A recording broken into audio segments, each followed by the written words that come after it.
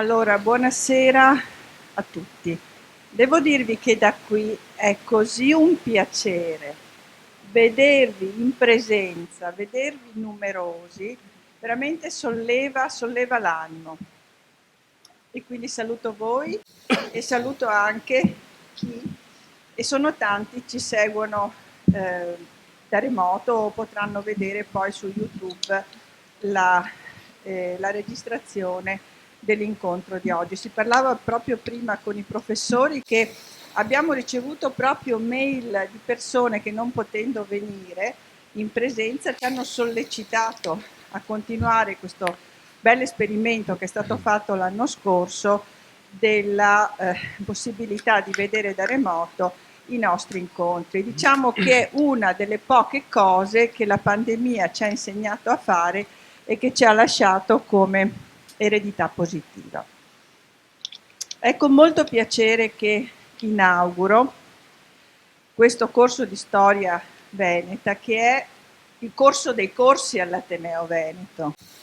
È il corso di storia che è il corso storico e non è un bisticcio di parole.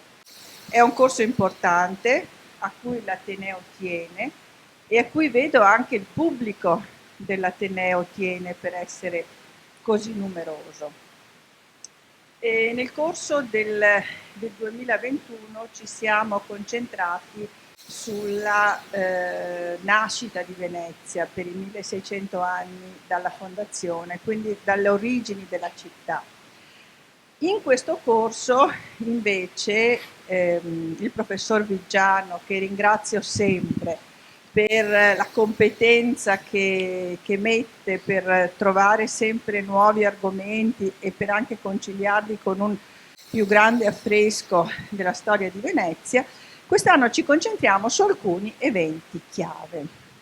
Infatti il titolo è lapidario: Storia di Venezia, guerre, battaglie e rivoluzioni, e poi indica delle date chiare.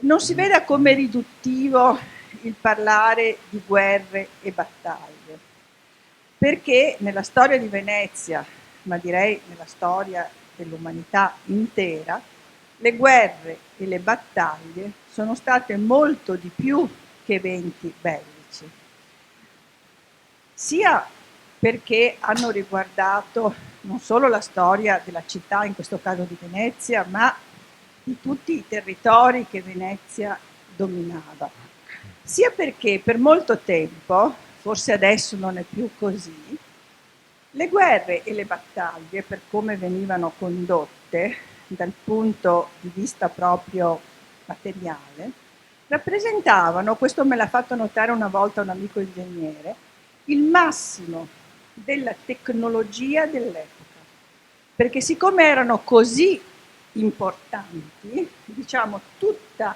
la più raffinata cultura scientifica e tecnica veniva utilizzata proprio per far sì che questi eventi volvessero a favore di chi si trovava a intraprenderli.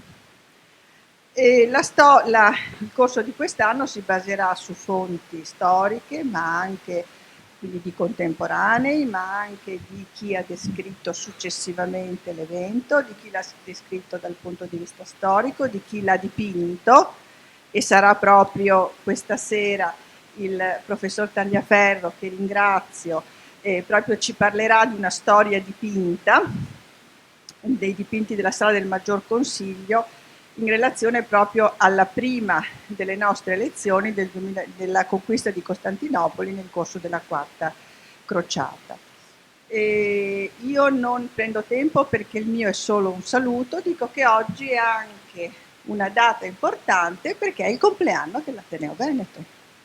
Perché nel 1812, esattamente il 12 febbraio, nasceva l'Ateneo. Quindi questo corso di storia già importante nasce sotto una buonissima stella. Adesso mi siedo e ascolto anche io, grazie.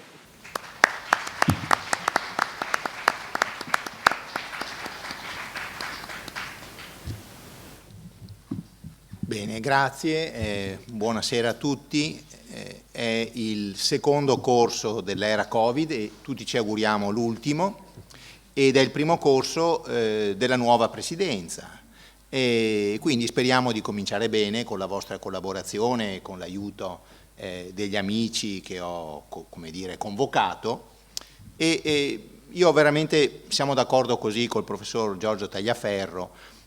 Prenderò circa direi un quarto d'ora, 20 minuti per giustificare il corso, la scelta, e poi lascerò a lui la parola per illustrarci questi dipinti sull'assedio, la presa di Costantinopoli del 1204, la Quarta Crociata. Allora, io credo che in quest'aula così carica di storia e che ha visto molta storia passare,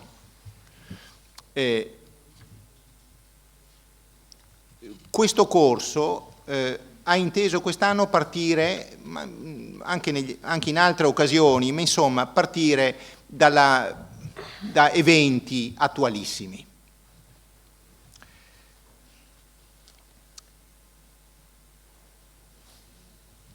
Guerre, battaglie, rivoluzioni. Già avete sentito il sottotitolo di Storie di Venezia al plurale, no?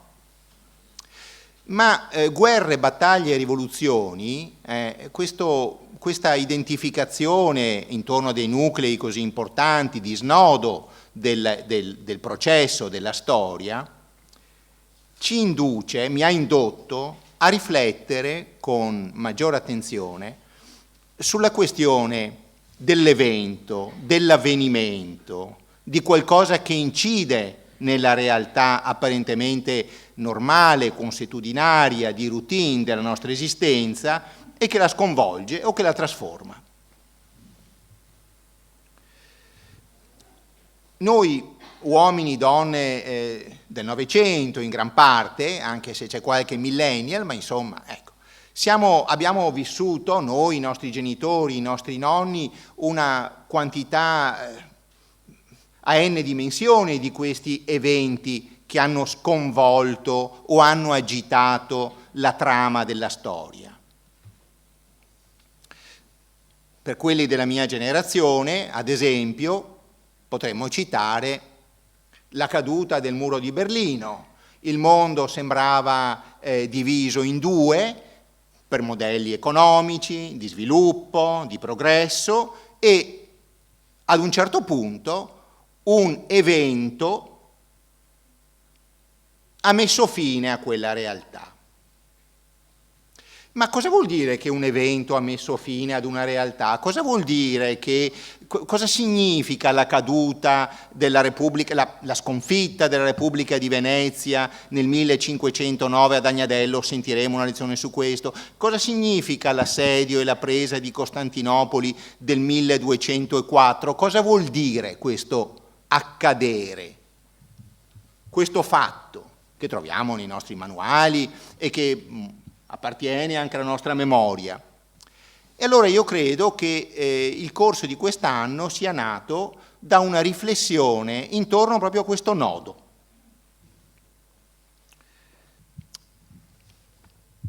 Noi siamo abituati a dire, un evento è questo, è Piazzale Loreto, no? È la caduta del muro di Berlino, è il 1797, Maggior Consiglio che a un certo punto, in una giornata di maggio, decide che la Repubblica cesserà perché ci sono le armate napoleoniche che premono ed è meglio far così. È facile ricostruire da un punto di vista, permettetemi, di Wikipedia la trama elementare di questo fatto. C'è una data, ci sono dei nomi, ma se noi cerchiamo di leggere un po' più con le lenti della complessità, della precisione e anche della curiosità ciò che veramente è accaduto, allora di fronte ai nostri occhi emerge una realtà molto più complessa e molto più interessante. Quando in un capitolo memorabile, l'avrete presente, di Guerra e pace, Tolstoj descrive la battaglia di Borodino, a cui partecipano alcuni grandi personaggi di quella splendida narrazione che è Guerra e pace. Poi voi sapete che Tolstoj intervallava la narrazione dei fatti, cui era insuperato, insuperabile, con delle riflessioni di tipo, potremmo dire, metodologico, che infatti hanno molto interessato gli storici. Come si racconta una battaglia? Il romanziere può farlo, come farà Victor Hugo quando descrive le barricate a Parigi, no? Nei Misérables. Il romanziere cerca di immedesimarsi, o si immedesima sul serio, veste i panni di quello specifico attore e emotivamente mette su, crea una scena. Ma Tolstoj non era così, come dire, sprovveduto o ingenuo da non voler spiegare il meccanismo che stava dietro questa messa in scena, e a un certo punto ci dice che per comprendere veramente quello che è accaduto in una battaglia bisognerebbe sapere, bisognerebbe conoscere i pensieri e le azioni di tutti gli individui che hanno partecipato a quella battaglia, qualcosa di impossibile. E allora è impossibile raccontare esattamente quello che è veramente accaduto? Forse sì. Questo non vuol dire che non ci sia una verità, ma la verità è composta da molteplici punti di vista. Allora, a me interessava questo tema di queste date così note, così famose, perché questo è il primo punto, ci costringono a mettere insieme tanti punti di vista dei contemporanei, gente che scrive delle cronache, più avanti nel corso del 1797, 1848, pensate, militari, giornalisti, romanzieri, cittadini privati e cittadine che tenevano dei diari, più avanti andiamo nel corso della storia e più testimonianze abbiamo di questo tipo, no? Testimonianze quindi letterarie, consapevoli, testimonianze letterarie inconsapevoli, degli appunti, dei diari. Oggi gli storici e le storiche si interessano molto della produzione di diari. C'è un archivio in Toscana che, se voi avete qualche diario di qualche nonno, bisnonno, eccetera, eccetera, c'è proprio un'istituzione che raccoglie questi diari, che sono una fonte straordinaria degli eventi del passato. Pensiamo ad esempio a come l'uomo e la donna, una volta si diceva comune, ma insomma noi hanno vissuto, questi sono i miei genitori e i miei nonni, il momento della liberazione o l'8 settembre, no? Bene. Allora ci sono delle testimonianze immediate che raccontano i fatti, Agnadello, eccetera, eccetera, eccetera, e poi delle tradizioni che si depositano partendo da queste testimonianze. Ne abbiamo un po' parlato l'anno scorso, dei miti, l'origine di Venezia. Cosa vuol dire l'origine di Venezia? Dove la identifichiamo? Come la raccontiamo?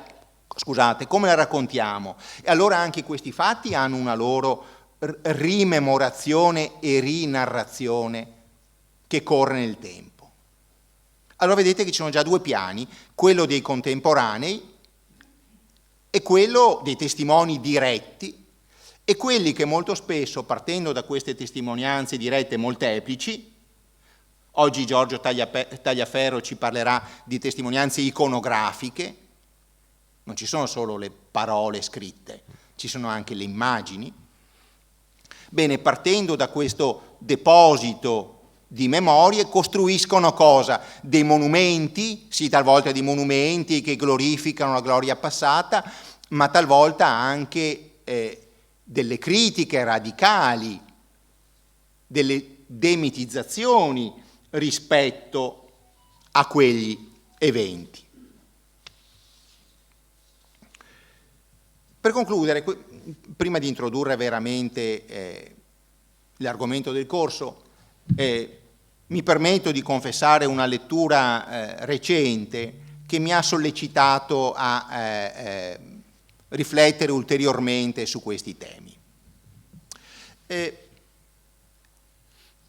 Mi è capitato di leggere un libro straordinario che vi consiglio, che ci può servire a muoverci, come dire, da un punto di vista del metodo, dell'attenzione, ad alcune cose che vi sto dicendo così rapidamente, spero in modo non troppo confuso, e che sentiremo in modo più preciso e dettagliato in queste 4 settimane. È un libro di uno scrittore tedesco che si chiamava Sebald, un grande scrittore, morto prematuramente, e ha scritto un libro che si intitola Storia naturale della distruzione. Che cos'è questo libro? Questo libro racconta in modo molto documentaristico, storico direi, il modo in cui i tedeschi hanno raccontato o hanno obliato o hanno censurato un evento così importante della loro storia, non il muro di Berlino. Molto più drammatico e molto più traumatico questo evento che sta alla base di questo libro. I grandi bombardamenti, distruttivi bombardamenti dell'ultimo anno di guerra che hanno, come voi sapete, distrutto in gran parte un patrimonio storico, architettonico, di civiltà inestimabile. È come se in Italia fossero state rase al suolo, quasi del tutto, città come Padova, Verona, Firenze, perché di questo si tratta quando parliamo di Weimar, Dresda o Amburgo. E allora come hanno vissuto i tedeschi questo evento?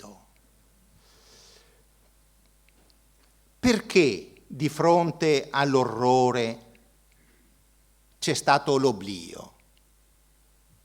Oppure ci sono stati diversi travestimenti letterari che obbediscono ad altre leggi che non sto qua a dirvi, psicologiche, antropologiche, ma che hanno portato a quel risultato. Come si vive un trauma e come il trauma diventa storia?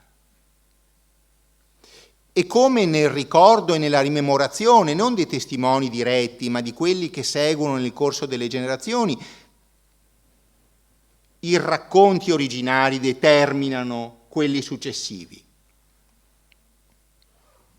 E qui ci sarebbero cose molto interessanti da raccontare, ma una cosa che possiamo così annotare in margine a quanto vi sto dicendo è come tanto più terribile, così dice questo scrittore, quanto più terribile e sconvolgente è l'evento, pensiamo al bombardamento di Dresda, no? Tanto più la natura umana cerca di mettere in luce, in evidenza, di vivere con dei gesti apparentemente normali, quotidiani, facendo finta che quello che è appena accaduto in realtà non sia accaduto, sia una specie di incubo, di brutto sogno. E allora si racconta come, ad esempio, un cinema importante, completamente raso al suolo, bene, il giorno dopo un'addetta a questo cinema raccoglieva le macerie e metteva a posto le poche sedie sopravvissute in attesa, capite che tipo di deformazione, di follia potremmo dire, in attesa che qualcuno poi comprasse un biglietto e andasse a vedere un film che non sarebbe mai stato proiettato.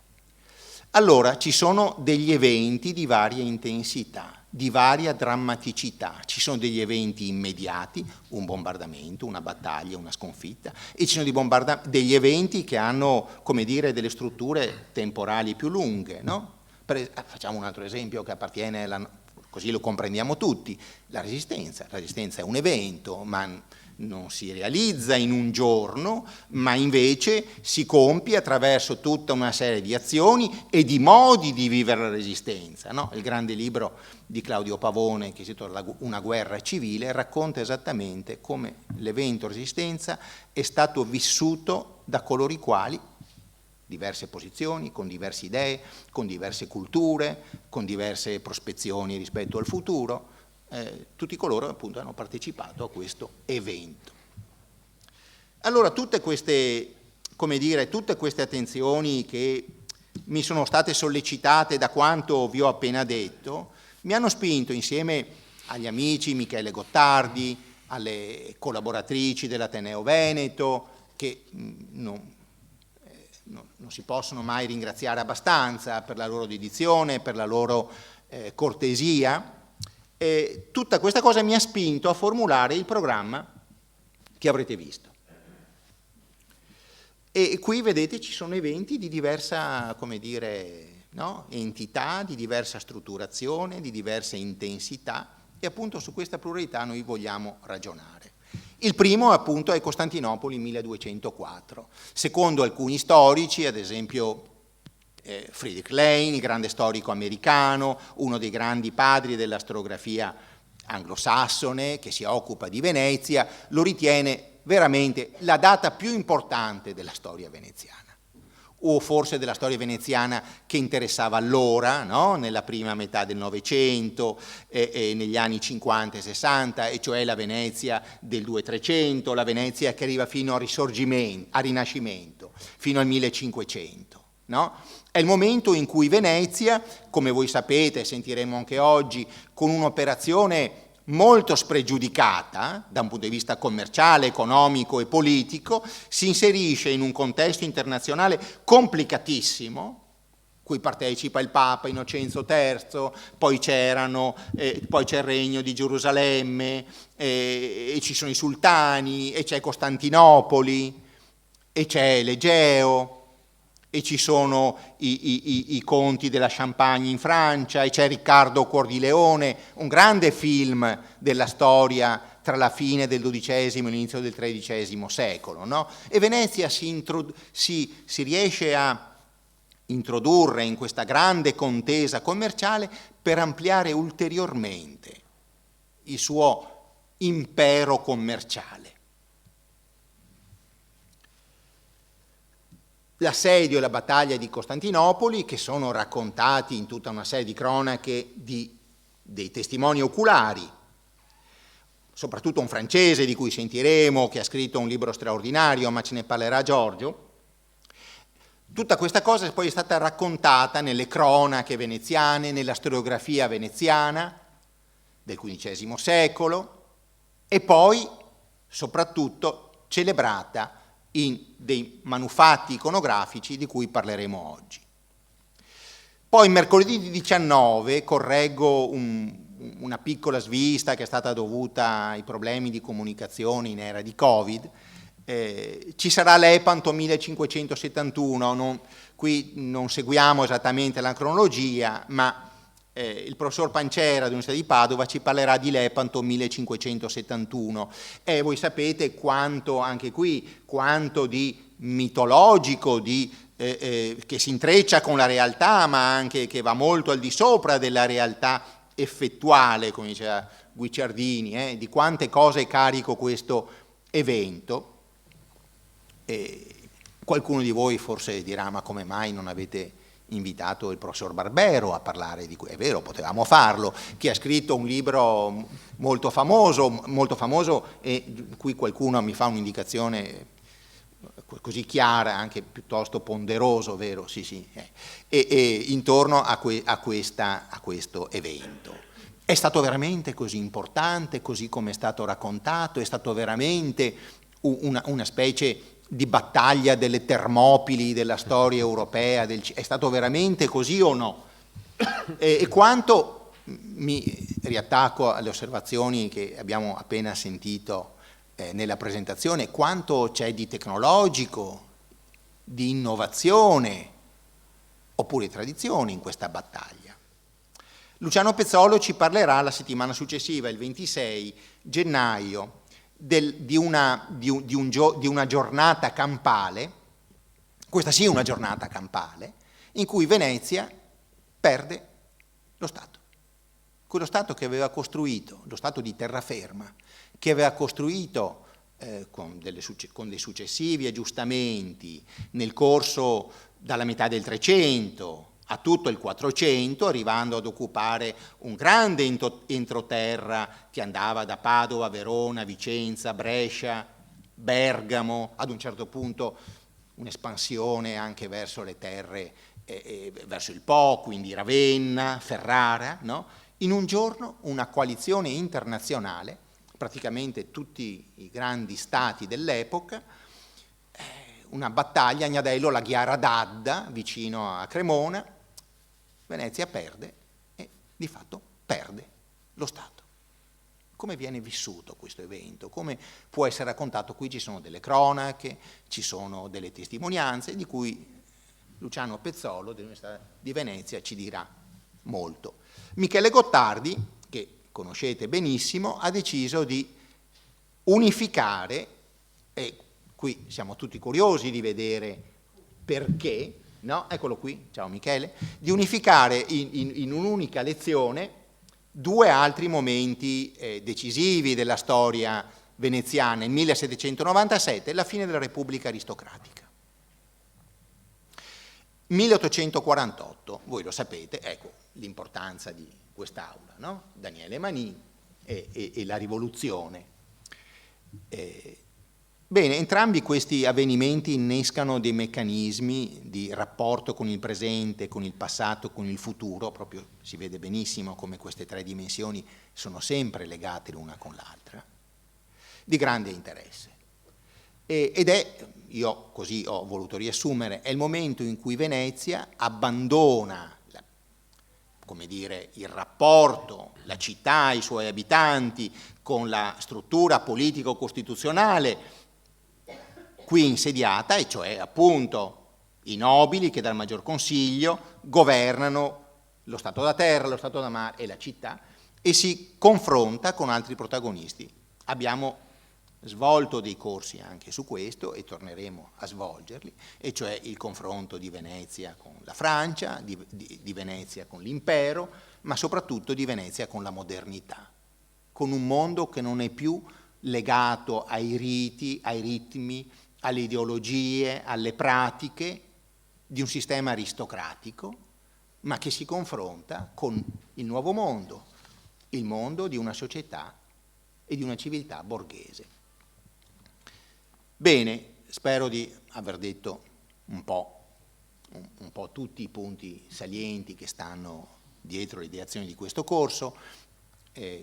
Voi sapete come si svolgono le nostre lezioni, 40 minuti, 3/4 d'ora il nostro relatore e poi qualche domanda. Quest'anno, a differenza dell'anno scorso, non abbiamo le domande su YouTube a cui rispondevamo, ma voi avrete parola per come dire, porre tutte le questioni che vorrete. Ricordo anche che queste lezioni verranno comunque poste su YouTube in tempi, da quel che mi è stato detto, no, Michele mi confermi, molto, molto veloci. Benissimo, quindi ancora grazie e do la parola a Giorgio Tagliaferro che insegna all'Università di Warwick e che sta svolgendo una ricerca molto importante di decifrazione, proprio dal punto di vista storico e culturale, dei dipinti di Palazzo Ducale. Quindi grazie Giorgio, a te la parola. Grazie.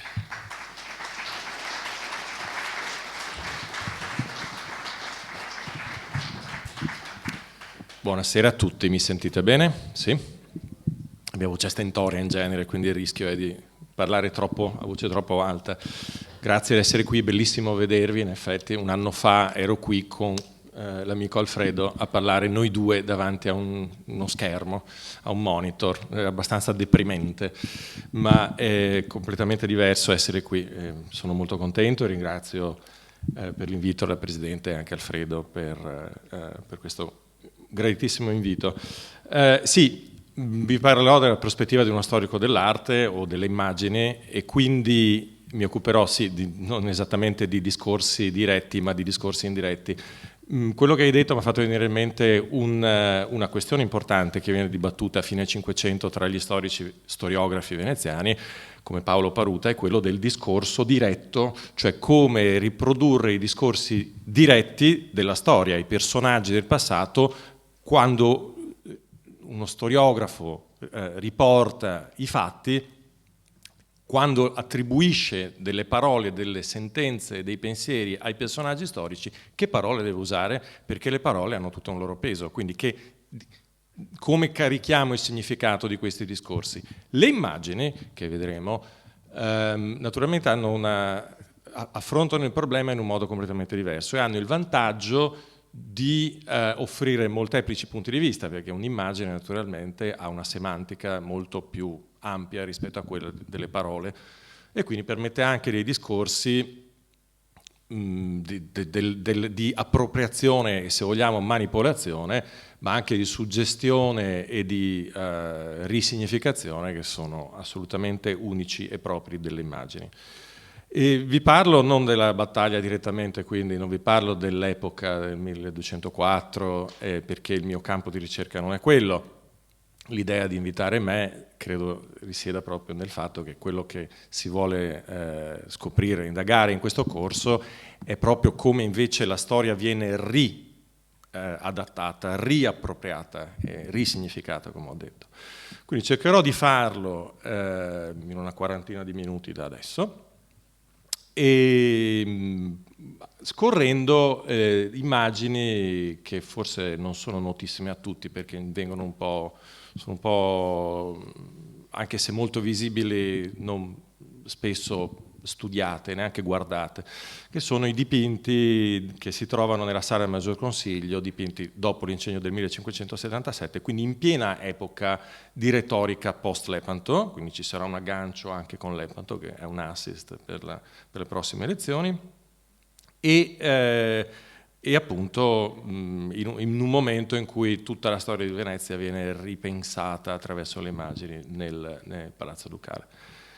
L'evento di Costantinopoli 1204, la presa di Costantinopoli, ha un immaginario molto forte, un impatto molto forte sull'immaginario veneziano. Basta ricordare semplicemente gli spolia portati da Costantinopoli, come i famosissimi cavalli che vengono dall'ippodromo di Costantinopoli e vengono apposti sulla facciata della basilica, o i tetrarchi. Sono entrambe immagini del passato imperiale, del fascino e del passato imperiale di Costantinopoli. La traslatio di queste opere a Venezia si legge in questa chiave, è l'idea di portare a Venezia quella parte di impero che Costantinopoli rappresenta. Dirò di più su questo. Quest'idea della missione imperiale di Venezia è il fil rouge che unisce un po' passato, presente e futuro di Venezia e nel suo tragitto in questi secoli. Oltre naturalmente al fatto che bisogna ricordare che la chiesa stessa, la Basilica di San Marco, era stata creata sulla base di modelli costantinopolitani come l'Apostoleion, che vedete qui alla vostra destra.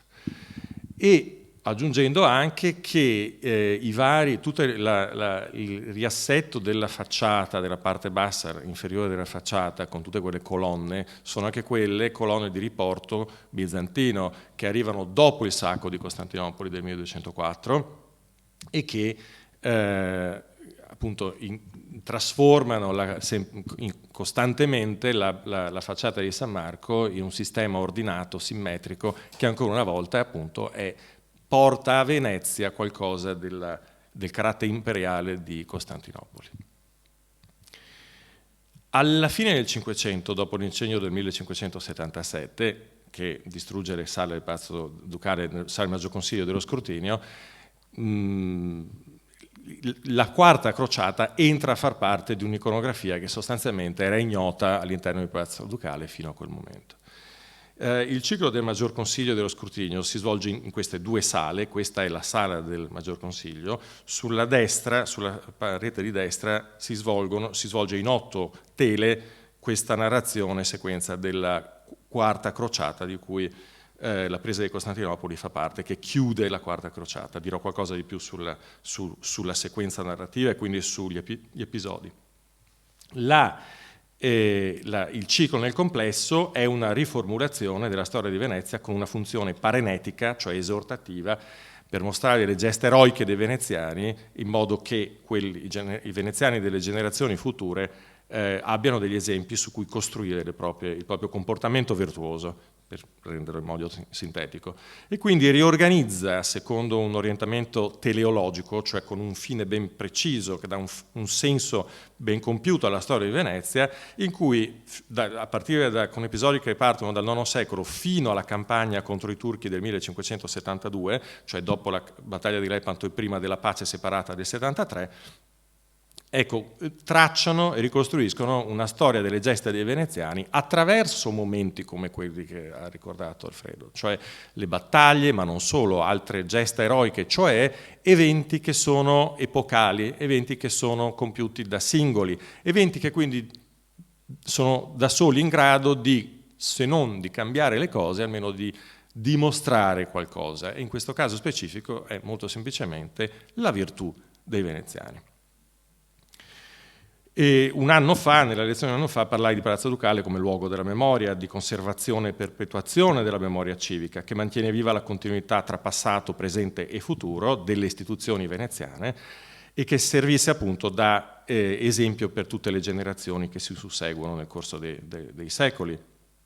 È una storia che è funzionale alla costruzione di una identità culturale e politica, dove si adatta naturalmente il passato a un'agenda politica, ma anche a un orizzonte ideologico più vasto. La storia diventa il luogo di proiezione, di astrazione, di idealizzazione e inevitabilmente di manipolazione. E la manipolazione degli eventi nella Quarta Crociata, in questa sequenza che vi mostrerò, è proprio un espediente che serve a pubblicare una versione autogiustificante di fatti storici che erano controversi, e vi spiegherò perché. La storia viene quindi piegata, in questo caso, a fini apologetici, usata come pretesto per legittimare un'idea preconcetta di Venezia che in questa storia si invera. Ma dal momento che questa idea trascende la realtà, poi è necessario riplasmare la storia stessa per adattarla a questa idea, e da qui discende la manipolazione e l'alterazione dei fatti. I fatti erano controversi per una ragione molto semplice, per due ragioni principalmente. I veneziani abilmente riescono a portare a Venezia i crociati nel 1201, si riuniscono nella chiesa di San Marco, allora cappella ducale, non basilica, e decidono i loro piani di riconquista, diciamo liberazione della Terra Santa, e sono veneziani e francesi principalmente che compongono l'armata crociata. I veneziani però in quel momento hanno un problema politico, diciamo che si verifica subito dopo, ed è la ribellione della città di Zara in Dalmazia, che è sotto il dominio della Serenissima e che però si ribella al dominio della Serenissima. Riescono abilmente i veneziani a deviare la crociata su Zara, riconquistare Zara. Questo avviene nel novembre 1201, o 202, non mi ricordo adesso la data, mi pare 202, e fine novembre 1201, da lì riescono poi a in qualche modo prendere in mano la questione di tutta la gestione dello spostamento, della logistica della Quarta Crociata, ed è per questo che si va a Zara. Noi vi diamo le navi, però voi ci fate riconquistare Zara. Dopodiché succede un fatto che l'imperatore di Costantinopoli, l'imperatore bizantino, che è Isacco II, viene usurpato dal fratello maggiore Alessio III Angelo, e si reca dai crociati a Zara, o meglio manda degli emissari perché vengano a liberare Costantinopoli. Quindi la crociata, invece di andare in Terra Santa, doveva andare, o meglio poi viene promesso che possono andare in Egitto, ma non ci andranno mai, viene deviata su Costantinopoli, e viene per questa ragione tutta l'armata portata nella capitale del Sacro Romano Impero d'Oriente. Allora, quello che succede è che ci sono due prese in realtà di Costantinopoli, La prima è per liberare in realtà Costantinopoli dall'usurpatore. Dopodiché però succede che c'è un secondo usurpatore, questo avviene nel giugno del 1203, un secondo usurpatore dopo prende il posto ed è Alessio V Ducas, detto Musuflos, perché aveva un sopracciglio unico praticamente, aveva le sopracciglia folte.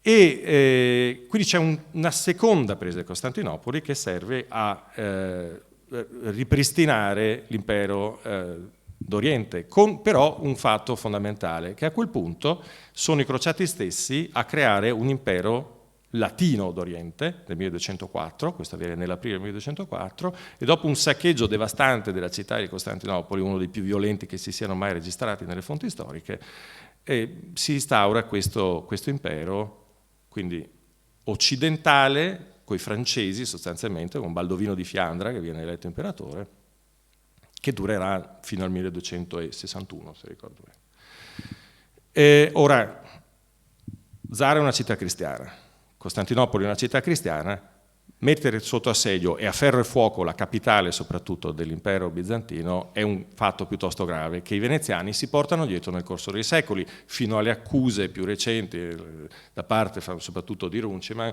in epoca moderna, in cui vengono veramente stigmatizzati naturalmente per aver guidato quello che è sostanzialmente considerato già all'epoca una specie di crimine nei confronti della cristianità stessa. Ora, se i fatti sono così controversi e se lo erano già all'epoca, per quale ragione vengono inseriti nella sala principale di Palazzo Ducale, quella dove si riunisce l'assemblea costituente fondamentalmente della Serenissima?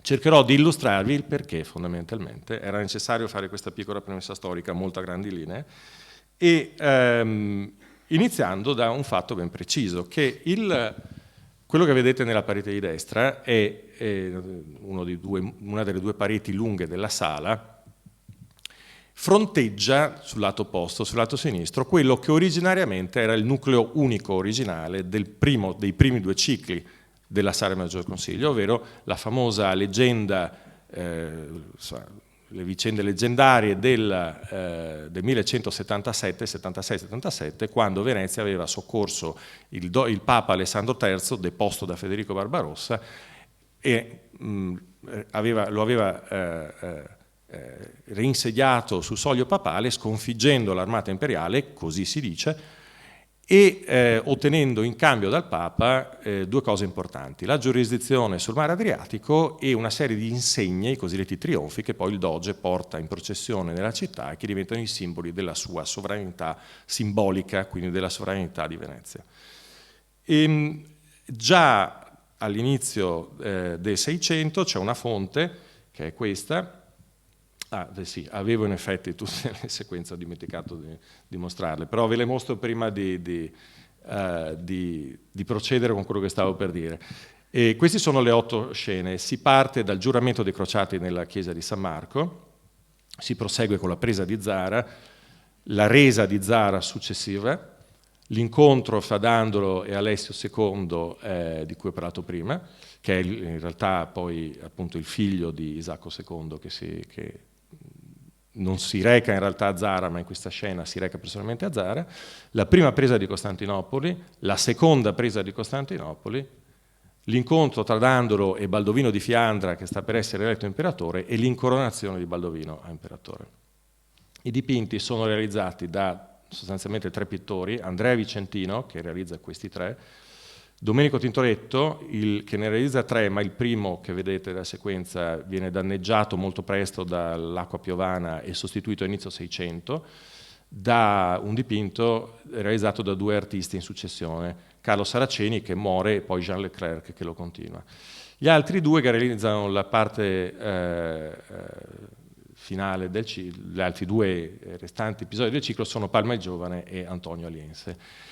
E questi 3 dipinti sono 3 dipinti che vengono in realtà, appunto, uno l'ho già menzionato, ma anche gli altri 2 rifatti all'inizio del 600, per quelli precedenti erano stati danneggiati. Ecco, dicevo che il ciclo fronteggia, questa parte del ciclo fronteggia la sequenza di Alessandro III. Il primo ciclo, come ho detto, era interamente incentrato sulle vicende di Alessandro III e il doge Sebastiano Ziani. E c'è una sostanziale drastica riduzione di quegli episodi, e questo vi dà l'idea di quanto importante sia la quarta crociata in questo ciclo, perché arriva a fronteggiare, a essere messo esattamente di fronte sull'asse principale praticamente della parete lunga alle vicende alessandrine, che erano fondamentali per la Repubblica, perché come ho detto dimostravano, ponevano le basi per la supremazia territoriale e la sovranità, anche la dignità regale della Repubblica.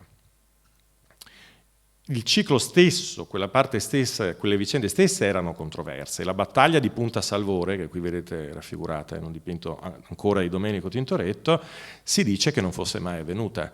E quando il ciclo viene realizzato, vengono fatte prima delle ricerche storiche. C'è un signore in particolare che nominerò, Girolamo Bardi, che è uno storico fiorentino che però opera a Venezia e farà delle ricerche, scriverà un'apologia per dimostrare che questa battaglia in realtà è realmente avvenuta. Cosa fa l'immagine? Lo dice Bardi stesso, le immagini dimostrano che la battaglia è esistita.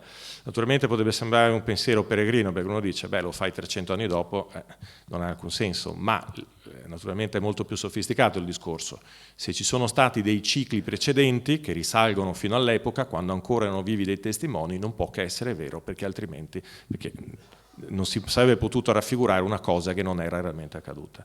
Lo stesso ragionamento avviene, se vogliamo, con la quarta crociata, però con una manipolazione diversa, come adesso poi vedremo. Stavo accennando al fatto che fin dall'inizio del 600 le due serie vengono considerate, e questa è una metafora usata da questo signore, Cornelio Frangipane, che era un consulente della Repubblica Veneziana in materie giuridiche ecclesiastiche, il quale sostiene che queste due sequenze di dipinti, una di fronte all'altra, sono come un registro di partita doppia, il dare e l'avere della Repubblica. La Repubblica riceve dal Papa, o meglio, dà al Papa il soccorso e poi riceve nella quarta crociata quello che doveva ricevere. Cosa riceve alla fine della quarta crociata? Venezia riceve la famosa 1/4 parte e mezzo dell'impero d'Oriente, cioè 3/8, che non è poco, perché soprattutto permette, in termini proprio territoriali, permette di estendere, come accennava Alfredo, il proprio commercio ancora più di quello di espanderlo ancora più in là di quanto già non fosse espanso fino a quel momento. E quindi un po' l'idea è questa, no? Allora, quello che è stato fatto a favore della Chiesa prima, poi i veneziani se lo riprendono con questa quarta parte e mezzo. Ma il ragionamento di queste immagini va ben oltre, perché nelle immagini non puoi raffigurare un dominio facilmente. Si concentra tutto sulle gesta, quindi come cercherò di dimostrare, la sequenza della quarta crociata che vediamo qua si incentra principalmente su un fatto di dignità imperiale della Repubblica e manipola i fatti per giustificare le proprie azioni e per sostanzialmente rilanciare la Repubblica. Siamo negli anni post-Lepanto, siamo sull'onda di quel fenomeno e ovviamente i veneziani si autopromuovono come i difensori della cristianità. La sequenza della quarta crociata in questo ciclo si capisce solo in questi termini.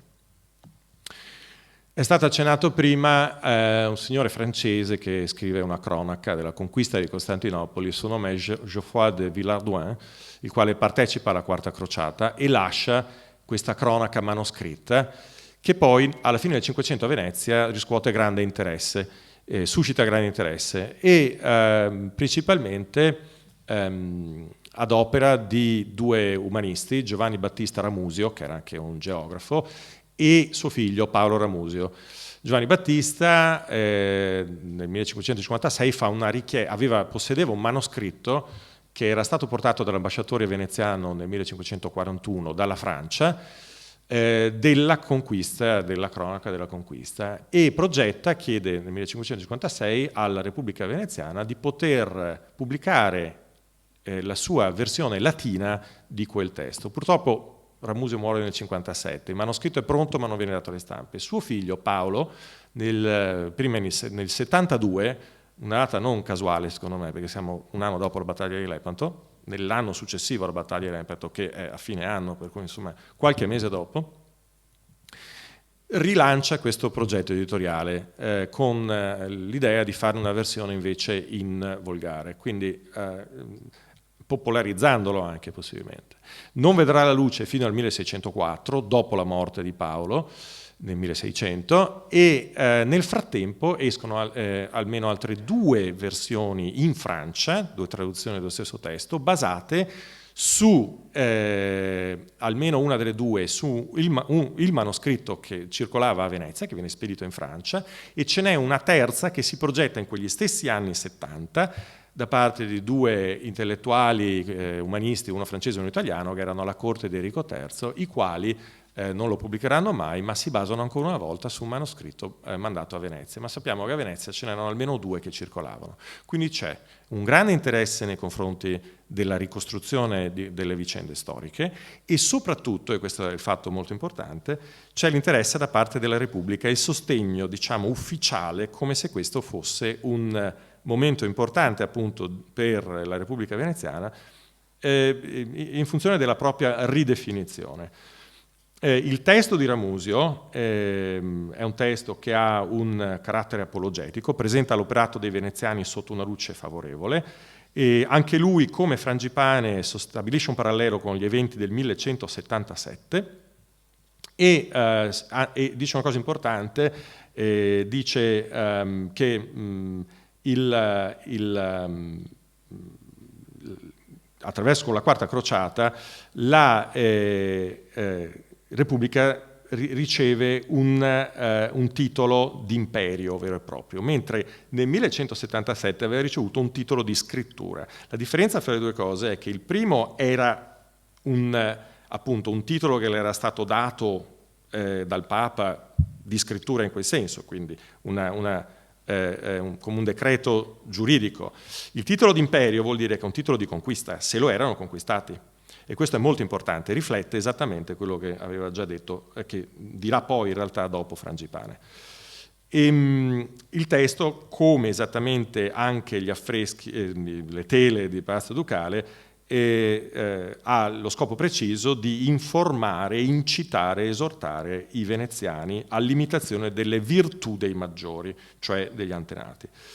E in più aggiunge un'altra cosa, che la vicenda dovrebbe essere una prefigurazione per la riconquista del Santo Sepolcro, dovrebbe incitare alla riconquista del Santo Sepolcro. Il riferimento è ovviamente al fatto che Costantinopoli ormai era diventata Istanbul ed era appunto la capitale dell'impero ottomano. Quindi si riprende il discorso avviato con la guerra di Cipro e con Lepanto.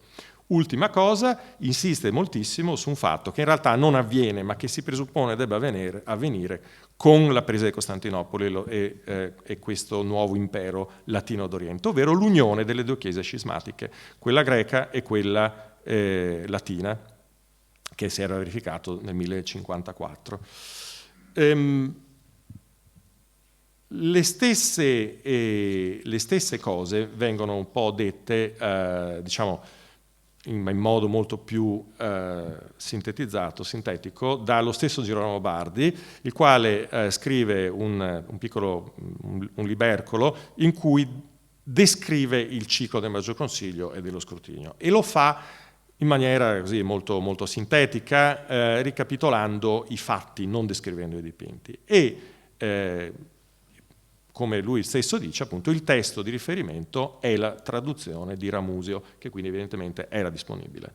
E lo stesso viene confermato nel programma manoscritto a cui Bardi partecipa, che viene realizzato insieme a due patrizi veneziani. Allora, tornando alla sequenza, la sequenza è facilmente scomponibile in questo modo. E c'è un episodio iniziale con la consacrazione dei crociati a San Marco, un episodio conclusivo con l'incoronazione. In mezzo abbiamo una doppia sequenza di assedio, resa e un incontro diplomatico che si svolge prima a Zara, nelle 3 tele, la seconda, la terza e la quarta, e poi a Costantinopoli, dove, come vi spiegherò, c'è anche, e lo vedremo a breve, c'è anche una resa effettivamente cittadina durante la battaglia. L'incontro diplomatico è quello con Baldovino che precede la sua incoronazione. Quindi, come vedete, non sono solo guerre. La presa di Costantinopoli è l'atto conclusivo di una sequenza molto più articolata in cui non c'è solo l'aspetto bellico, ma c'è anche l'aspetto diplomatico. E questo è già parte di una delle manipolazioni. L'episodio finale dell'incoronazione di Baldovino, come vedremo, è fondamentalmente inventato, se non altro nel fatto che a incoronare Baldovino in questo dipinto, come poi vedremo bene, meglio, è il doge, fatto mai avvenuto. Il doge stesso, il suo ruolo viene esagerato. Già Villardouin diceva che era cieco e nonagenario, quindi sicuramente non partecipava nemmeno alle battaglie. Nel ciclo invece viene raffigurato più giovane, non c'è nessuna traccia della sua cecità, e i tratti individuali vengono praticamente obliterati, è una figura completamente idealizzata e viene trasformato nel capo sia dell'esercito veneziano sia della crociata, quindi ne viene fatto fondamentalmente il capo intero dell'armata crociata.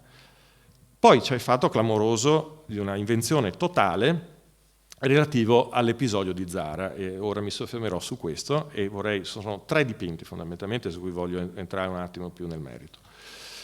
Il primo non è questo è quello che lo precede, questo è l'assedio di Zara, il quale che è raffigurato come una normale scena di assedio, un po' generica, come tutti questi dipinti, in cui più che l'atto del singolo si vuole mostrare così la collettività, il gesto collettivo e anche l'azione in sé. Più che il singolo atto eroico vale l'azione compiuta nel complesso. Fa parte di questa logica che si capisce molto bene leggendo le fonti legate al ciclo Maggior Consiglio, questa logica per cui è tutta la Repubblica che si sta esprimendo nella sua forza, che non è solo una forza fisica, ma anche, come adesso vedremo, una forza morale prima di tutto. La pura invenzione è questa, ovvero una resa dei cittadini di Zara fuori dalle mura che arrivano in processione portando croci, le chiavi della città, di fronte al doge che è al centro, a sinistra, in mezzo a 2 soldati crociati, tiene il bastone del comando. Ho messo una foto in bianco e nero perché era la migliore che ho, e quella più piccola a colori per mostrarvi come sono i colori, soprattutto per mostrarvi le vesti bianche che vengono dette nello stesso programma del Maggior Consiglio essere simboliche dell'umiltà, no, degli zaratini. Sia in queste fonti, sia anche Ramusio, danno la colpa agli zaratini, se li mettono sotto cattiva luce, sono ribellati a un legittimo governo, quello dei veneziani, che è un governo giusto e saldo, e quindi non avrebbero dovuto farlo. Quindi quello che si meritano, diciamo, è la riconquista. Quello che però non ci viene raccontato in nessuna cronaca, che io sappia, è una resa di questo tipo. Quindi è un episodio che viene aggiunto per fondamentalmente mettere in buona luce Venezia. E questo lo vedete attraverso le immagini. Il doge tra i 2 crociati, per estensione, è il capo della crociata, cioè agisce nel nome non più tanto di Venezia quanto dei fini della crociata, cioè la guerra santa, giusta e pia, ed è Ramusio stesso che la chiama così, cioè una guerra che è condotta non nell'interesse di Venezia, ma in nome di Cristo.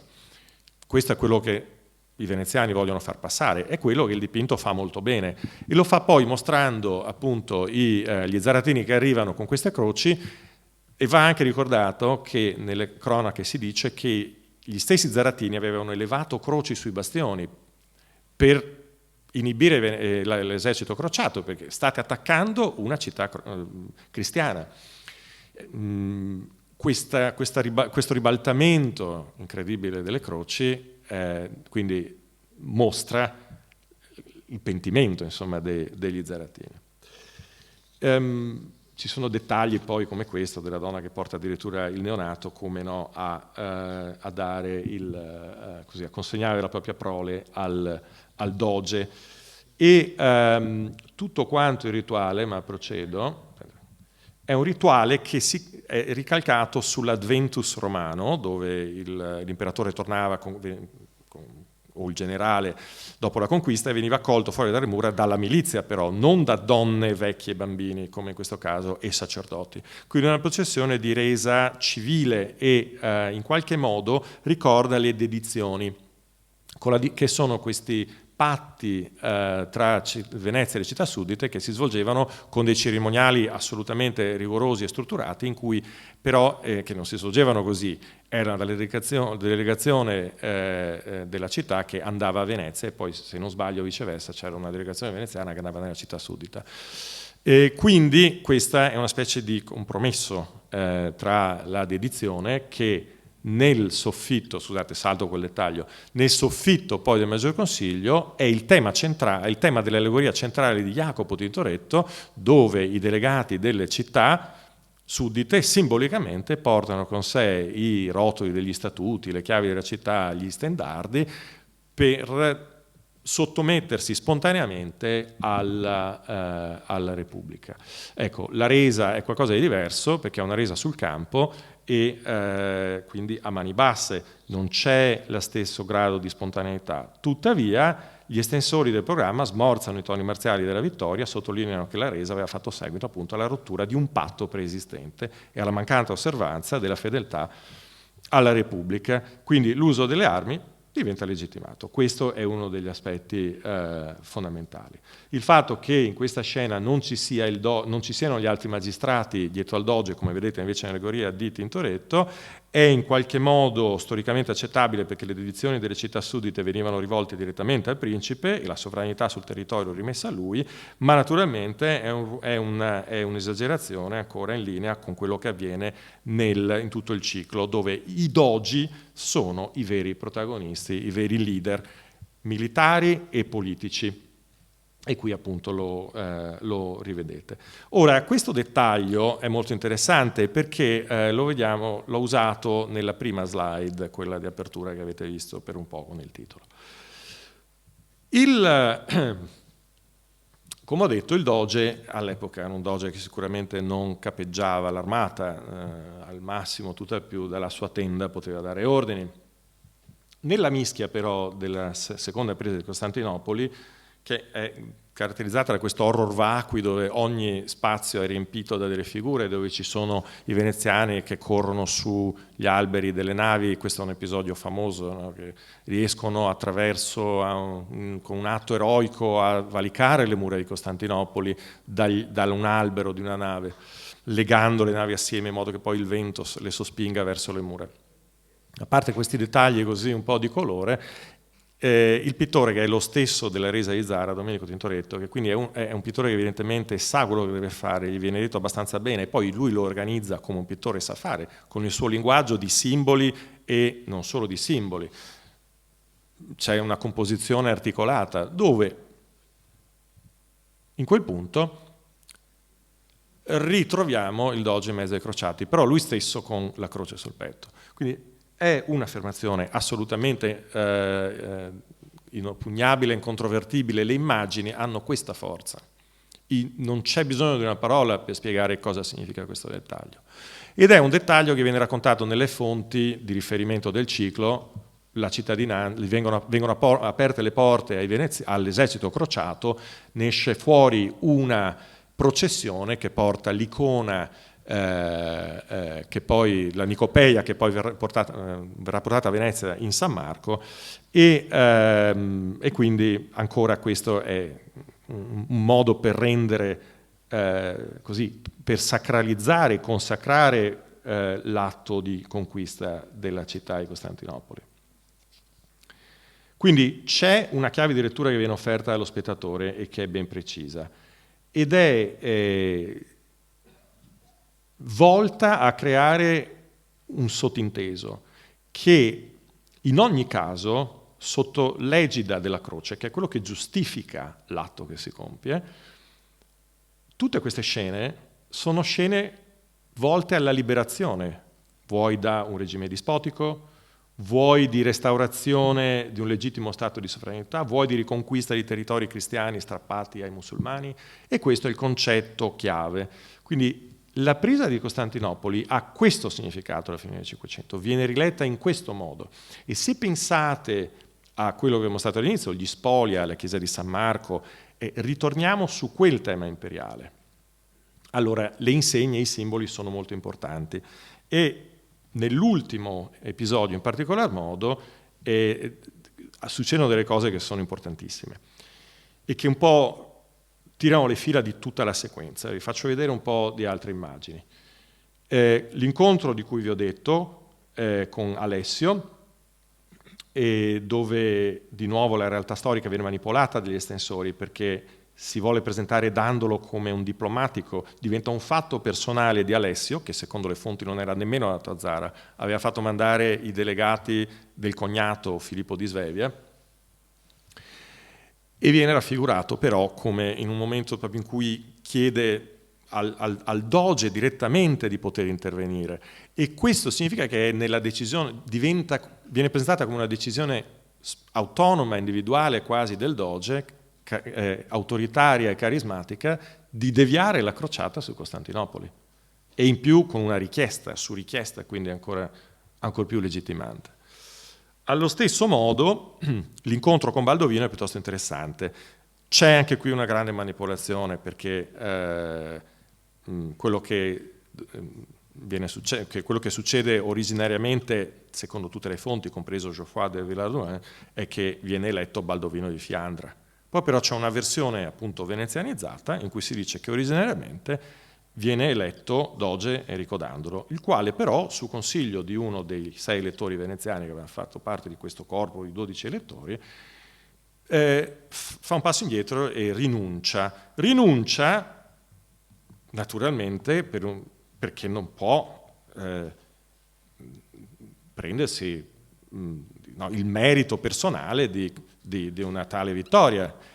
E questa è ancora una volta una manipolazione, no? Per mettere in buona luce i veneziani. Quindi sì, ci conquistiamo Costantinopoli, ci guadagniamo il titolo imperiale, però siamo buoni, belli e bravi, quindi non abbiamo intenzione di comandare sugli altri, e si concede a Baldovino di ricevere il titolo imperiale. La scena che vedete è piuttosto interessante, perché poi i due vengono messi su questo podio, e se uno deve dire chi dei due è l'imperatore, non c'è dubbio che sia quello a sinistra, cioè il doge, che dal faldistorio attende l'inchino di Baldovino, che arriva anche un po', no, più poi un bel giovanotto, che insomma si inchina davanti all'autorità dogale. Questo implicitamente, ancora il linguaggio delle immagini, fa sì che il doge acquisti quella dignità imperiale che in realtà non ha, ma ce l'ha da un punto di vista appunto della suggestione. Ci sono anche inserti simbolici interessanti, come i 2 levrieri agganciati in basso, l'unione tra Francia e Venezia, oppure l'unione delle 2 chiese, che è quello appunto su cui insiste Ramusio. Lo lascio al beneficio della vostra interpretazione, perché poi quando uno storico dell'arte parla di simboli dico sì, ma chi te l'ha detto che è così, che funziona così? C'è sempre il problema della overinterpretation, come si dice.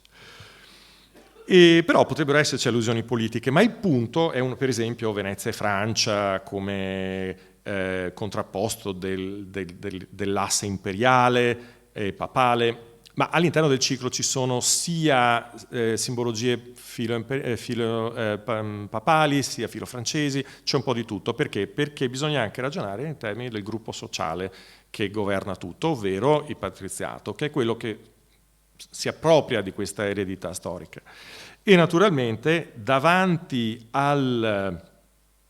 nello scenario politico in cui Venezia sta perdendo prestigio e ha bisogno di rilanciarsi, e queste immagini contribuiscono a questo, non importa più stare con i francesi o col Papa, con Roma, oppure con la Spagna.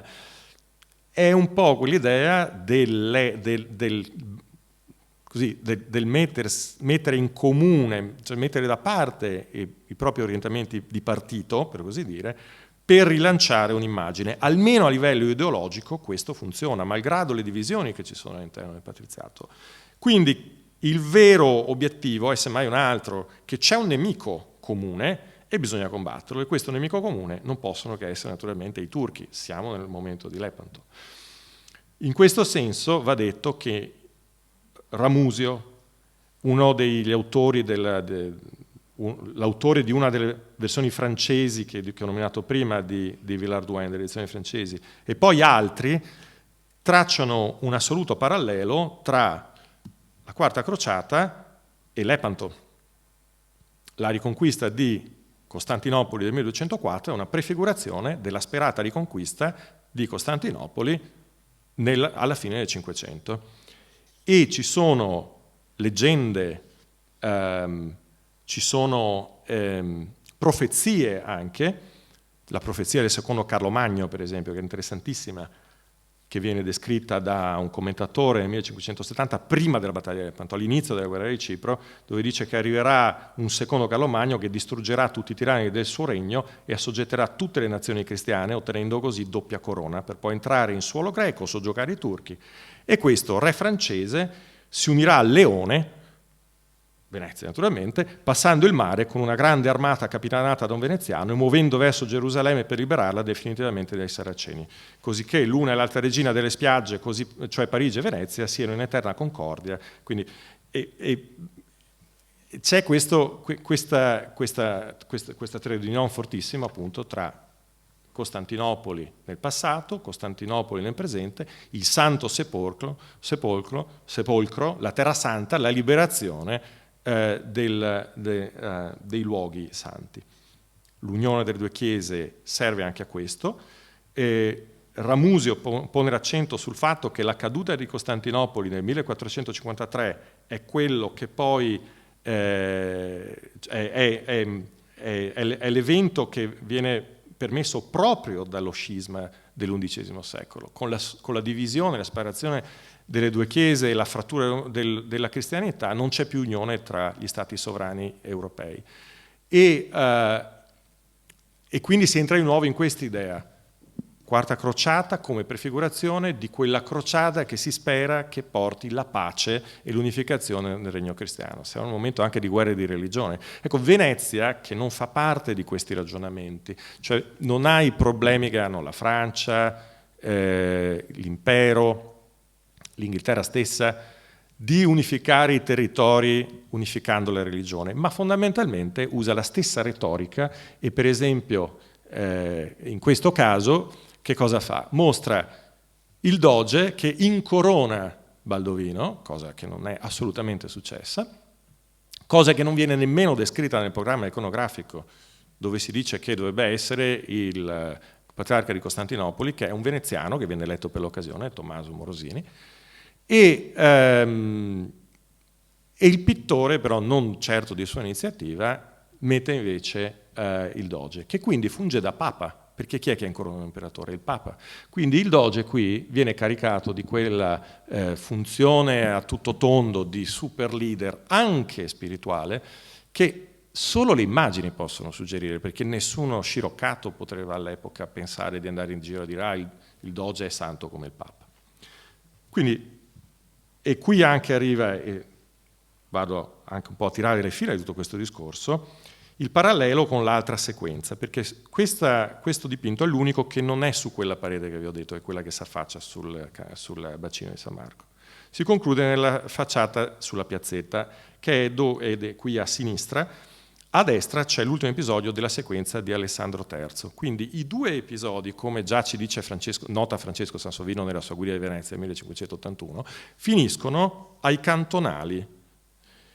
Quindi sono fronteggiati e infatti cosa viene a crearsi? La manipolazione che noi vediamo nell'episodio di Baldovino e Fiandra è funzionale a chiudere il cerchio, quello che ho detto prima, il dare all'avere. Allora, il doge a destra nell'ultimo episodio riceve l'ultimo dei trionfi, sono i vessili e le trombe d'oro, le trombe d'argento. I vessili sono sullo sfondo, non sono neanche se riuscite a vederli, le trombe d'argento in pratica non ci sono. Diventa una vera investitura a Roma del doge come una sorta di pseudo-imperatore, che ha appena sconfitto l'imperatore cattivo e lo ha sostituito come difensore paladino della cristianità. A sinistra, 25 anni dopo, il doge acquisisce la dignità imperiale, però non si comporta più come un imperatore davanti al doge, davanti al papa, scusate, ma come il papa davanti all'imperatore, quindi diventa come una specie di capo spirituale della cristianità. È un'esagerazione fortissima, ma è un messaggio che solo le immagini possono dare. E il doge, da dove stava seduto, avrebbe visto queste scene esattamente in fondo davanti a sé. Passo sopra su questa immagine, che è un'immagine che mostra il doge dentro San Marco, che quindi apre la crociata, fa due discorsi di esortazione e recepisce il giuramento dei crociati, quindi capo spirituale nella sua stessa cappella dogale. E anni fa Gaetano Cozzi aveva già indicato nell'autonomia della Cappella Palatina della Chiesa Apostolica Romana, garantita dal gius patronato dogale, proprio un nodo fondamentale dell'aspirazione veneziana a uno stato di sovranità che fosse equiparabile a quello delle maggiori monarchie europee. E chiudo invece appunto con questa immagine, con un'immagine che mostra un ribaltamento del ruolo del doge da passivo nella serie alessandrina a destra ad attivo in quella della Quarta Crociata a sinistra. La conversione dei privilegi ottenuti per grazia del pontefice in titoli effettivi guadagnati sul campo e nel caso specifico una concreta attuazione delle prerogative già possedute dal doge sulla Chiesa di Stato. E qui appunto la cornice semantica in cui si inscrive questa doppia investitura è determinata dalla presenza del Papa e del neo-imperatore, del neo-eletto imperatore. Cioè è un rito di investitura imperiale. Il doge si comporta, come ho detto prima, come un imperatore davanti al Papa, come un Papa davanti all'imperatore, assumendo alternativamente le funzioni di entrambi. E i fattori possono essere invertiti tra loro senza alterare il risultato. Quindi il doge è un pacificatore della cristianità. È un'affermazione che non si può fare se non per le immagini. Se leggete le orazioni dogali dell'epoca si continua a dire che il doge è un propugnatore di pace, ma le immagini hanno un altro potere, perché vi mostrano poi le cose in atto. Quindi il discorso del discorso storico viene sostituito dalle immagini. Chiudo. Parlavo di vocazione apologetica. L'intento però non era assolvere Venezia da accuse subite in un passato che ormai appare sublimato in leggenda. La logica che giustifica quelle azioni è imposta a priori e determina l'unico punto di osservazione considerato accettabile in questo contesto. Ogni eventuale critica rivolta alle controverse azioni belliche sostenute dalla Serenissima nel corso della Quarta Crociata viene preventivamente fugata in base a un principio tautologico, per cui le imprese che vediamo qui sono virtuose perché compiute dai veneziani e i veneziani sono virtuosi perché hanno compiuto tali imprese. E il cerchio così si chiude e io chiudo anche la mia lezione e vi ringrazio per l'attenzione.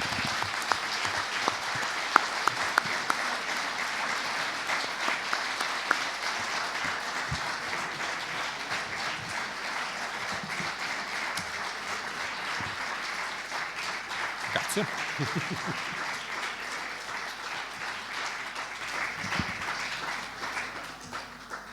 Gentilissimi, grazie. Bene, grazie Giorgio per questa carrellata così ricca, completa e suggestiva, no?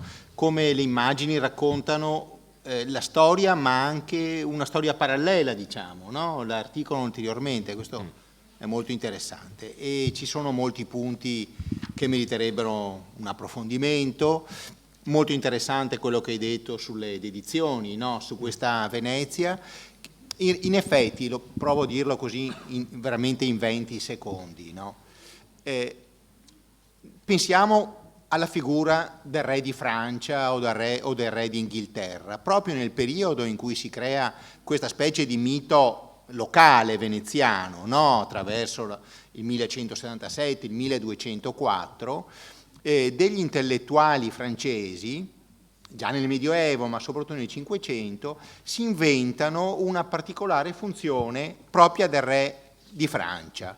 Questo è stato spiegato da un grande storico che si chiama Marbloch, e cioè il re di Francia, proprio in virtù della originaria investitura da parte di Dio, del primo, del capostipite, dei Merovingi, aveva il potere di sanare una specie di pustola reumatica orribile, insomma così, la scrofola con il tocco della mano. Allora noi pensiamo allo Stato moderno, la Francia, la burocrazia, la potenza militare, ma la mitologia della sovranità del re di Francia era rafforzata da questa specie di re stregone, quasi re di una tribù primitiva, no? Cioè guarisce con il tocco, il re taumaturgo. Allora è molto interessante che nello stesso periodo in cui in Europa, evidentemente nella volontà di fondare una sovranità di tipo nuovo. Perché di tipo nuovo? Perché la società è più complessa,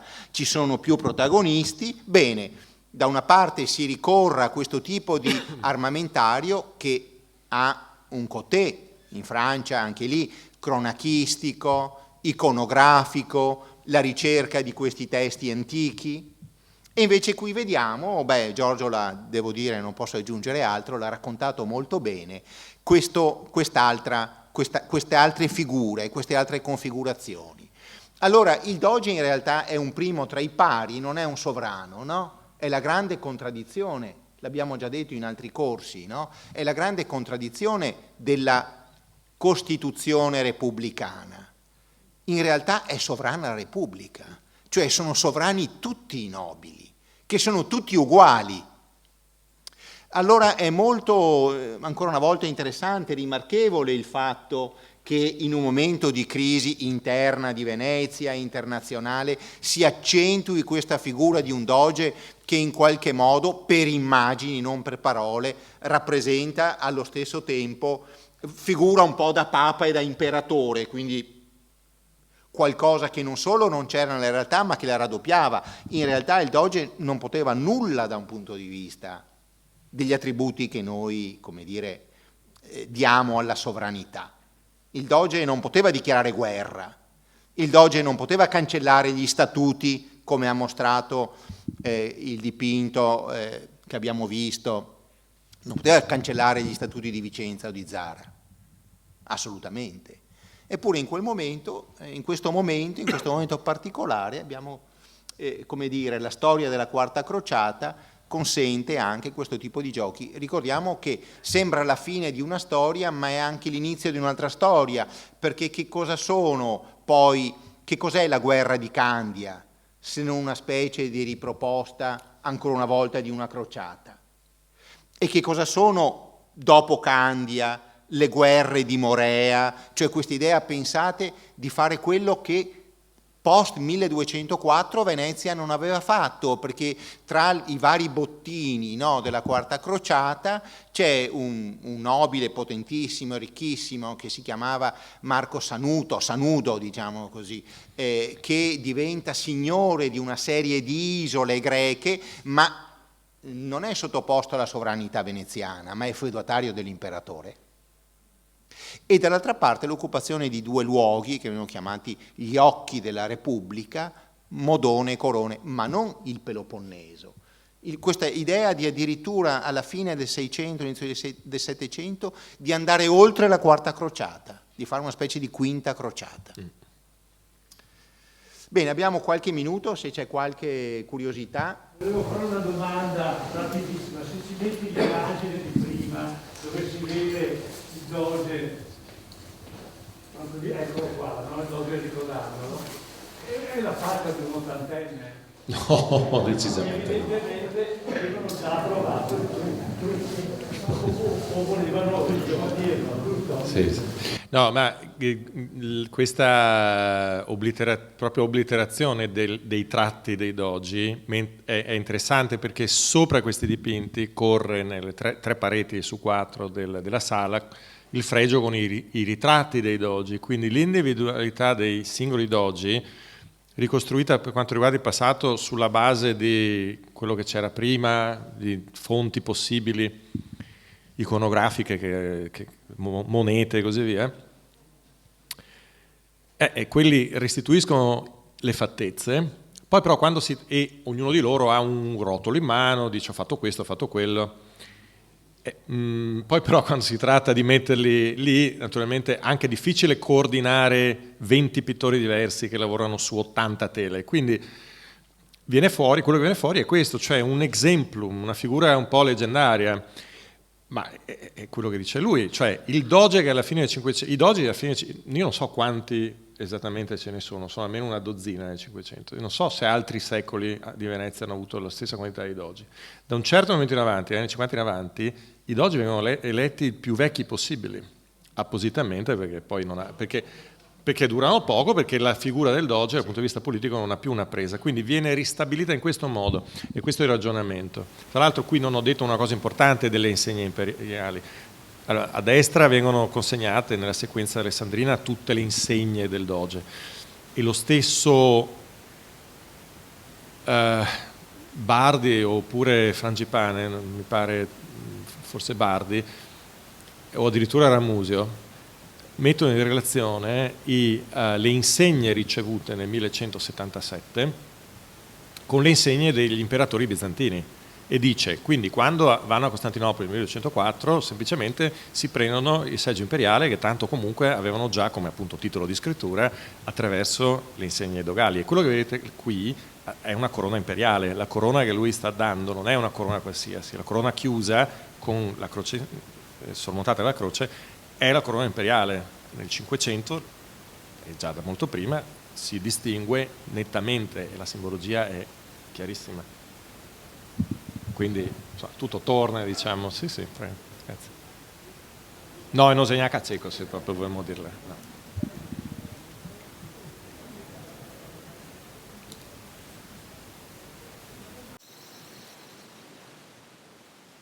Ecco, scusate, una curiosità. Sì. Io da qualche parte ho letto, e poi non sono più riuscito assolutamente perché non ne ho preso nota, e quindi ho letto da qualche parte che era stata profferta la corona di imperatore d'Oriente al Dandolo, proprio in funzione dell'apporto pressoché decisivo che aveva avuto rispetto alla spedizione la Serenissima Repubblica con la faccenda delle navi fornite. Mm-hmm. Questo apporto, che in effetti fu decisivo, avrebbe comportato addirittura la profferta della corona di imperatore d'Oriente al doge. E da qualche parte, ripeto, ho letto, ma ahimè disperatamente non sono più riuscito a trovare dove e la fonte, che addirittura fu discusso nel Maggior Consiglio l'accettazione o meno di questa onorificenza straordinaria, e che per un solo voto, dopo un discorso molto accalorato tra l'altro del doge, e un parere opposto del più anziano membro del Maggior Consiglio, il doge pensava addirittura favorevolmente di accogliere questa proposta. Il Maggior Consiglio, per la sola maggioranza di un voto, respinse questo tipo di... Ecco, io da qualche parte l'ho letto. È una cosa secondo me straordinaria, perché Venezia da comune si sarebbe trasformata in impero. Non era un comune, era uno stato sovrano. No, comunque dico. No, ma questo... Certo, stato sovrano. Io comunque da qualche parte sta cosa l'ho letta. Sì. Era un fatto che non era possibile perché il doge era a Costantinopoli, quindi non poteva essere Maggior Consiglio. E io non conosco, non essendo uno studioso del XIII secolo, non ho un accesso diretto a tutte le fonti, ma le fonti, compreso Geoffroy de Villard-Douin, ma lo stesso Ramusio, questa diretta elezione di Dandolo di fatto non la pongono, per cui... Grazie comunque. Ma se certo. posso solo dire una piccola cosa che può, come dire, completare quanto dice Giorgio. Allora, naturalmente va precisato che non abbiamo per quest'epoca, a differenza di quello che invece accade poi già nel XV e ovviamente XVI secolo, soprattutto con i grandi diaristi, Sanudo, Priuli, non abbiamo dei resoconti precisi delle cronache, dei dibattiti che accadevano nei consigli veneziani, ma c'è qualcosa, come dire, di ancora in qualche modo più contrastante con questa narrazione, e cioè in realtà nell'epoca 1198, 1202, 1204 non esisteva neppure la nobiltà come corpo sovrano, e cioè è soltanto con delle leggi successive, 1297, inizio 300, che si decide che nel Maggior Consiglio possono entrare soltanto gli eredi delle famiglie che in quel momento ci stanno. Quindi, come dire, il panorama politico, costituzionale, eccetera, eccetera, veneziano, nel tempo della terza e della quarta crociata, era molto più fluido di quanto avverrà successivamente. Questo non toglie che ci siano delle figure straordinariamente interessanti, non solo Dandolo, ma forse ancora più interessante la famiglia degli Ziani, Sebastiano e Pietro Ziani, che hanno un ruolo di grandissimo, centrale insomma nelle vicende che sono state raccontate oggi e tante altre coeve, che sono dei veri e propri nababbi di quell'epoca, insomma, i Rothschild, ecco, se mi permettete questo azzardo della fine del XII. Ecco. Quindi c'è anche questo fattore, non c'è una cronaca che dice un voto, un non voto, il maggior consiglio, questi poteri costituzionali a discutere con il Doge, questo non, è anacronistico. Ecco. No, Ramusio diffonde questa idea appunto delle elezioni di Dandolo, però non c'è in Geoffroy de Villehardouin originariamente, quindi insomma, alla fine i veneziani ottengono quello che vogliono, cioè che la storia poi si propaghi nel modo insomma più consono ai loro interessi.